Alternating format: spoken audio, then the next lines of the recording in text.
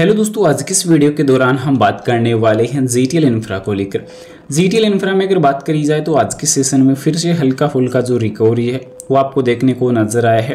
पर अभी कंटिन्यूसली जो लगातार हमें उतार चढ़ाव नज़र आ रहे थे, करेक्शन का जो सामना हमें करना पड़ रहा था, तो अभी आने वाले टाइम में क्या ही सिचुएशन देखने को नज़र आएगी। क्योंकि पहले ये देखने को मिल रहा था कि कंपनी को मान सकते हैं कि वोडाफोन आइडिया से, बीएसएनएल से और जियो जैसी, एयरटेल जैसी कंपनियों से प्रोजेक्ट मिल सकते हैं। पर यहाँ पे फिर से इन उम्मीद पर पानी फिरता हुआ अब नज़र आने वाला है।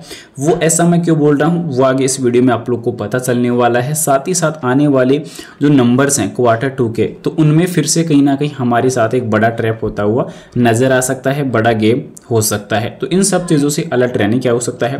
पर फिलहाल बता दूँ, बाय सेल के लिए कोई रिकमेंडेशन नहीं रहेगी। सबसे पहले प्राइस चेकआउट अगर करते हैं, ₹1.51 पे देखने को क्लोजिंग मिलने वाली है। आज की सेशन में कुछ ज़्यादा उतार चढ़ाव देखने को मिला नहीं।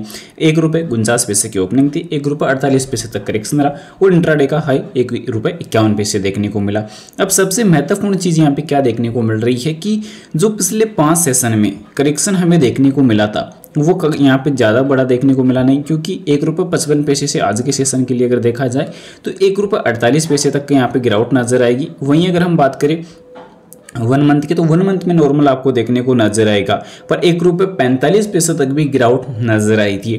अब इसमें सबसे बड़ा जो ट्रैप देखने को मिल रहा है वो है डीआई वालों का। क्योंकि मैंने आपको लास्ट टाइम बताया था कि कंपनी के Q1 के नंबर्स के जस्ट पहले आपको बताया था कि जो एसएसपी आने वाली थी Q1 की, तब ये बतला था कि जो डीआई के इन्वेस्टर है वो आपको भागते हुए नजर आ सकते हैं। और जैसे ही एसएसपी आई थी उसमें भी देखने को वही मिला।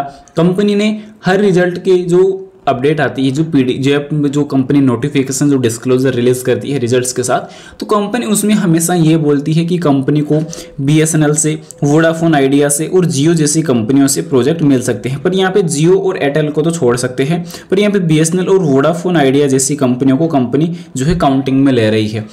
अब यहाँ पे सबसे बड़ा जो खतरा क्या मंडरा रहा है वो ये देखने को मिल रहा है कि जियो और एयरटेल ने तो यहाँ पे स्टार लिंक के साथ डील कर ली है, तो यहाँ पर सीधा सीधा जियो और एयरटेल से तो जो है प्रोजेक्ट मिलने की संभावनाएं खत्म है। उसके बाद देखने को मिल रहा है कि इंडस टावर के साथ बीएसएनएल पहले ही जो है एमटीएनएल के साथ जो है यहाँ पे पहले ही अब डील कर चुकी है, और वोडाफोन आइडिया भी इंडस टावर के साथ पहले ही डील कर चुकी है टावर्स को लेकर।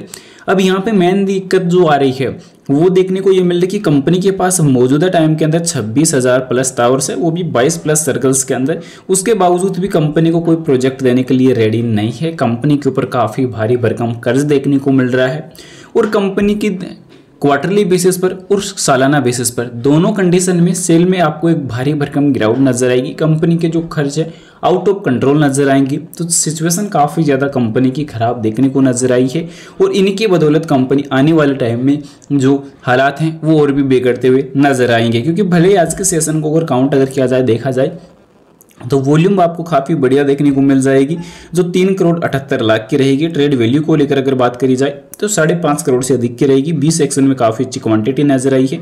एस सेक्शन में आपको कुछ भी देखने को नजर नहीं आने वाला। भारतीय बाजार फिर पॉजिटिव क्लोज करते हुए नजर आए हैं, पर मैंने आप लोग को पहले बोला था कि इसमें एक काफ़ी अच्छा जो ट्रैप है वो देखने को मिलेगा। और यहाँ पे अगर एसएसपी में मैंने आप लोग को इसी वजह से बोला था कि एसएसपी बारी बारी से जो डाउन जा रही है, क्योंकि डीआई वालों ने तो ये ठान के रखा है कि अपनी होल्डिंग जो है बिल्कुल घटाकर भागना है। क्योंकि नंगे पाव यहाँ पे भागने की जो कोशिश है वो यहाँ पे डीआई वाले कर रहे हैं। अब यहाँ पे जो क्वार्टरली बेसिस पर आपको इतना ज़्यादा जो है असर देखने को मिलेगा नहीं, तो यहाँ पे ईयरली बेसिस पर अगर देखेंगे तो यहाँ पे मानकर चलते हैं मार्च 2020 के अंदर 64% होल्डिंग, 21 की अगर बात की जाए तो 61%, फिर 22 में देखते हैं तो लगभग 50%, फिर यहाँ पे 23 में आते हैं तो 23 में देखने को मिलेगा 46% के आसपास, और 24 में आते आते 43.5 से भी नीचे, और मार्च 25 में आते आते 35 से भी नीचे आ चुका है। और जो लेटेस्ट नंबर आए थे कंपनी के Q1 के, तो Q1 में तो और भी ज़्यादा घटिया खेल यहाँ पे हो रहा है दोस्तों। यहाँ पे 33.78% तक की होल्डिंग डाउन आ चुकी है। तो ये सबसे बड़ा ट्रेप यहाँ पे नजर आ रहा है, क्योंकि धीरे धीरे जो लगातार डीआई वाले इन्वेस्टर हैं वो यहाँ पे भागते हुए नजर आए। प्रमोटर भी एक टाइम पे जो लगभग 25.5% थे वो आज घटकर 3.28% पे ही आ चुके हैं। क्योंकि जब पब्लिक को पता ही नहीं चलेगा जो प्रमोटर्स है वो कब भाग गए और यहाँ पे FIDI वाले कब भाग गए। तो ये सब चीज़ें कभी पता ही नहीं चलेगा और पब्लिक इसमें धरी की धरी रह जाएगी, उलझती हुई रह जाएगी और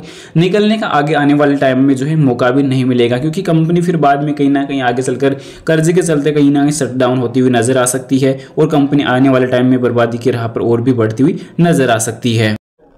अब यहाँ पे देख सकते हैं कि कंपनी का 3715 करोड़ का कर्ज कंपनी के ऊपर रहने वाला है और साथ ही साथ यहाँ पे मार्केट कैप 1921 करोड़ का, यानी कि मानकर ये चल सकते हैं कि कंपनी का जितना मार्केट कैप नहीं है उससे 2 गुना तो कंपनी के ऊपर कर्ज है। इसका मतलब आने वाले टाइम के लिए जो सिचुएशन है वो और भी ज़्यादा खराब होने वाले हैं। कंपनी के 100% जो शेयर हैं वो ओनली 3.28% शेयर प्रमोटर्स के पास ही गिरवी रखे हुए हैं, क्योंकि प्रमोटर्स की जो संख्या है वो काफ़ी कम है इसके अंदर, क्योंकि और उन्हीं प्रमोटर्स ने यहाँ पे होल्डिंग जो है जो 3.28% होल्डिंग है, उन्होंने कंपनी की जो 100% होल्डिंग है उसको अपने पास गिरवी रख रखा है। तो ये सबसे बड़ा तगड़ा खेल और देखने को मिल रहा है। तो कहीं ना कहीं आने वाले टाइम में कंपनी की जो समस्याएं है वो और भी बढ़ सकती है, खासकर जो पब्लिक इन्वेस्टर है, रिटेल इन्वेस्टर है, उनके लिए फिर से जो प्रॉब्लम है आगे और भी ज्यादा देखने को नजर आ सकती है। तो कंपनी के आने वाले टाइम में और भी घटिया नंबर्स की अपेक्षा यहाँ पे कर सकते हैं, क्योंकि यहाँ पे कंपनी लगातार आने वाले टाइम के लिए चीजों में काफी ज्यादा जो है चेंजेस देखने को नजर आए। भले आज 5 करोड़ की वॉल्यूम देखने को मिली हो, लास्ट टाइम 6 करोड़ की थी,